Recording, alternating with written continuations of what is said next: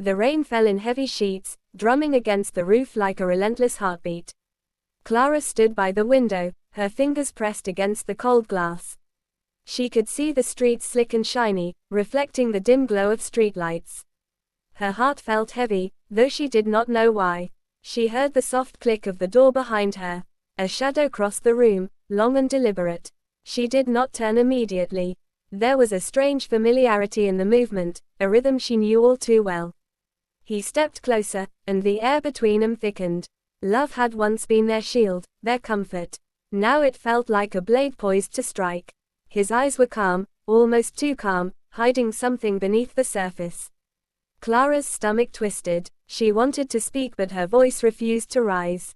The scent of his cologne lingered, sharp and intoxicating.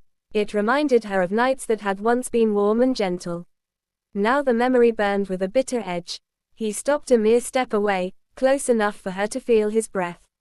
Clara's mind raced, tracing every argument, every quiet smile, every subtle betrayal. Love had given him power over her, and he had learned to wield it like a weapon. She remembered the way he had smiled when she had trusted him completely. The way he had whispered promises that now sounded like threats. The room felt smaller, the shadows longer. Clara's pulse thudded in her ears. Her hands shook, not from the cold, but from recognition. Recognition that nothing would ever feel the same again. She took a cautious step back, brushing against the edge of the table. He followed, silent, each movement deliberate. The storm outside mirrored the storm within her chest. Thunder cracked, echoing like a warning through the walls. Clara's breath caught. She could sense the moment shifting, a dangerous anticipation filling the air. Every instinct screamed at her to run, but her body refused. His hand rose slowly, almost tenderly, but Clara knew better. Love had been the mask, and now the mask was gone. She remembered the nights she had laughed, the nights she had cried. All of it, twisted now into a tool, a weapon aimed directly at her. The floor beneath her feet seemed to tilt. She could feel the weight of the past pressing down, heavy and unyielding. He spoke softly, words that should have been comforting. But each syllable cut deeper than any blade could. Clara's vision blurred with a mixture of fear and disbelief. She realized that everything she had held sacred had been manipulated. Her own heart, once a sanctuary, was now a battlefield. The walls closed in, or maybe it was just her imagination. A gust of wind rattled the window, like the world outside warning her. She wanted to escape, to flee, but he anticipated every move. Every memory of trust now felt like a trap. He smiled, and for a moment it was the smile she had once loved. Then the smile shifted, sharp and dangerous, revealing the truth she had avoided. Clara felt the first real tremor of panic in her chest.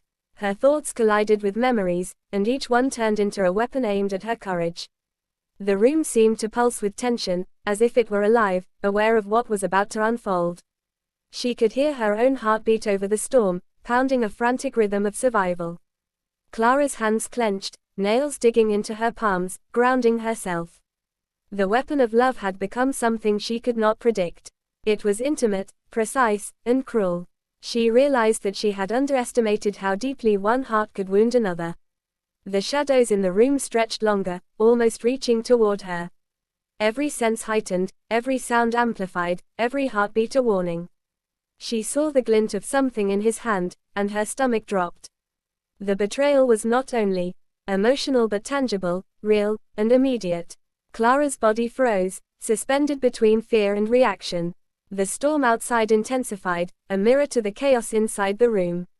The truth hit her in a way that no one could have prepared her for. The weapon had always been love, and now it was aimed directly at her. Clara's mind raced, each thought colliding with panic. The glint in his hand reflected the dim light like a cruel signal. She could see it clearly now, sharp and deliberate, an object meant to threaten. Her chest tightened, her breath shallow, but she forced herself to stay grounded. He stepped closer, the storm outside echoing the pounding of her heart. Every instinct screamed at her to escape, but her feet felt glued to the floor. The object in his hand was small, unassuming, yet it radiated danger. Clara's eyes narrowed, trying to understand his intentions, searching for any sign of hesitation. There was none. Only cold calculation, a predator testing its prey. Her memories of love, laughter, and trust twisted painfully in her mind. She remembered how she had bared her soul to him without hesitation. How she had believed in promises whispered in the quiet dark of night. Now, those whispers felt like chains, binding her in fear. He tilted his head, studying her reaction, as if reading her every thought. Clara's pulse surged, her stomach a tight knot of anxiety and disbelief. The rain outside hammered harder, like a drumbeat marking the seconds she feared would be her last. She realized that love had never been a shield. It had been the trap itself, carefully laid, perfectly disguised. Her eyes flicked to the door. It was just a few steps away, but those steps felt like miles. Every muscle in her body tensed, ready to spring or collapse. The air smelled sharp with rain and something else, something metallic and unfamiliar. He spoke softly, words that should have comforted, but their meaning was twisted. "Clara," he said, voice low, smooth, and unnerving. Her name sounded different coming from him, heavy with intent. Each syllable pressed against her chest like a stone. She took a cautious step back. Her foot hit a chair, and it scraped against the floor. The sound seemed deafening in the charged silence. He smiled, a slow, deliberate curve of lips that sent shivers down her spine. "Do not be afraid," he whispered, but fear had already rooted itself deep within her. She realized that every moment they had shared had been a rehearsal. Every tender gesture, every soft word, had been a tool to understand her, to manipulate her. Her own love, once a sanctuary, had been turned into a weapon against herself. Clara's fingers grazed the edge of a table, finding something heavy, a possible shield. Her mind raced, thinking of ways to disarm him, to survive, to escape. The storm outside intensified, wind lashing against the windows, water running in thin sheets down the glass. The world felt surreal, as though time had slowed to allow the moment to stretch endlessly. He moved again, slow and deliberate, closing the distance with quiet steps. Clara could see every detail, the calculated gleam in his eyes, the tightness of his jaw, the steady grip on the object. Her body screamed at her to act. Her mind tried to strategize. Every scenario ended the same: danger, betrayal, and the suffocating realization of love turned lethal. He spoke again, voice silky, dangerous. "You trusted me," he said, almost a statement, almost a question. Clara nodded, unwillingly, her throat tight with tension. He tilted his head slightly, examining her response, savoring it. The object in his hand reflected a fleeting light, and Clara finally recognized it, a simple letter opener, elegant, deadly in its intent. Her stomach lurched. It was ordinary, harmless to a stranger, but in his hands, it had become a tool of fear. Every memory of closeness now twisted into a weaponized threat.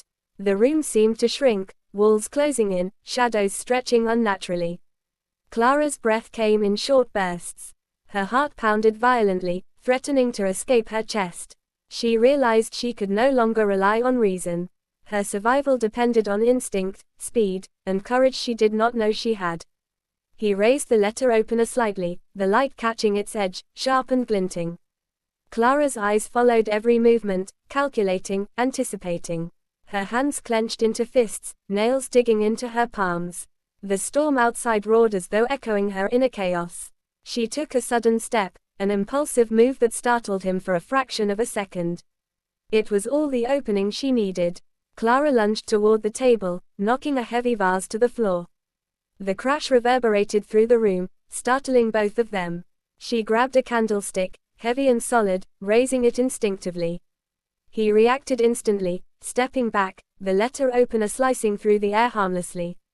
Clara swung the candlestick, heart racing, adrenaline surging. He deflected her with ease, but it was enough to create distance. She backed toward the door, feeling the cold metal knob under her fingers. Her mind screamed, plotting escape routes, options, strategies. He advanced slowly, deliberately, calm and precise, like a predator who enjoyed the hunt. Every instinct told Clara that there was no turning back.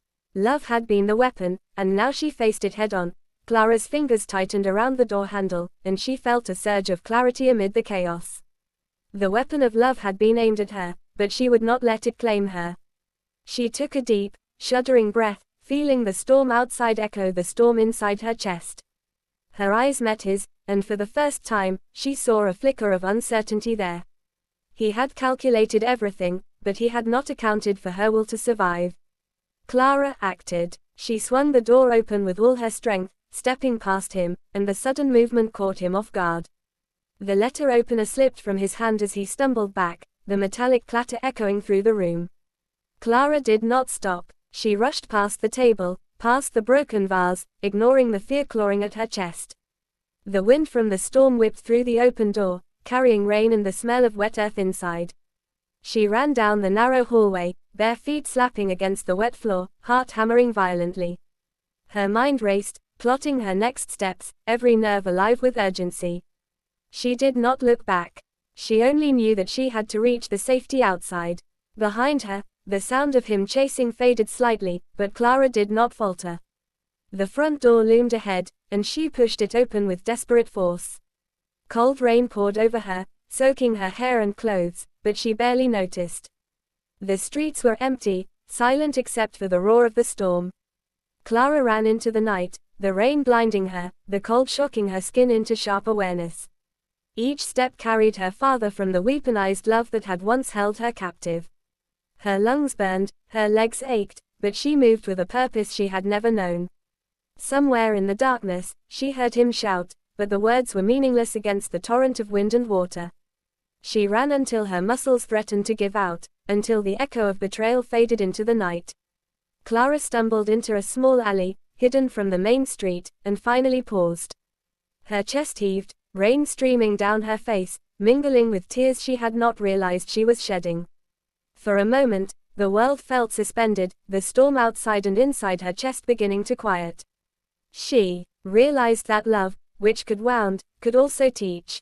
It had shown her her own strength, her own resilience. Clara pulled her soaked coat tighter around herself, shivering, but not from fear. She had survived. The weapon of love had been dangerous, intimate, and cruel. But she had reclaimed herself from its grasp. In the distance, the first faint glimmer of dawn broke through the storm clouds, pale and tentative. It did not erase the pain, the betrayal, or the scars left behind. But it promised something new, freedom, clarity, and the chance to rebuild.